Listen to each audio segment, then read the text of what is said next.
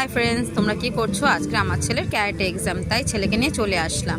আমরা চলে এসেছি এক্সাম সেন্টারে, যেখানে এক্সামটা হবে। আমার ছেলে দাঁড়িয়ে আছে, তোমরা দেখতে পারলে। আর এখানে অনেক স্টুডেন্ট চলে এসছে, আরও স্টুডেন্ট আসতে বাকি আছে। আর স্যাররাও সবাই চলে এসছে। এখন সবাই রেডি করছে মাঠটা, যে মাঠে ওদের এক্সামটা নেওয়া হবে। ওই যে দেখো, ওই মাঠটায় এক্সাম নেওয়া হবে। সব স্টুডেন্টরা মাঠে চলে এসছে, মাঠে লাইন করে দাঁড়িয়ে পড়েছে। শুধু আমাদের সেন্টারে ক্যারাটে স্টুডেন্টরা না, এখানে বিভিন্ন সেন্টার থেকে এসছে, আরও 2-3 জায়গা সেন্টার থেকে এসছে।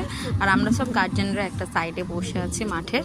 দেখতেই পাচ্ছ, সব গার্জেনরা লাইন করে বসে আছে, বাচ্চারা কেমন এক্সাম দেবে সেটা দেখার জন্য ওয়েট করছি।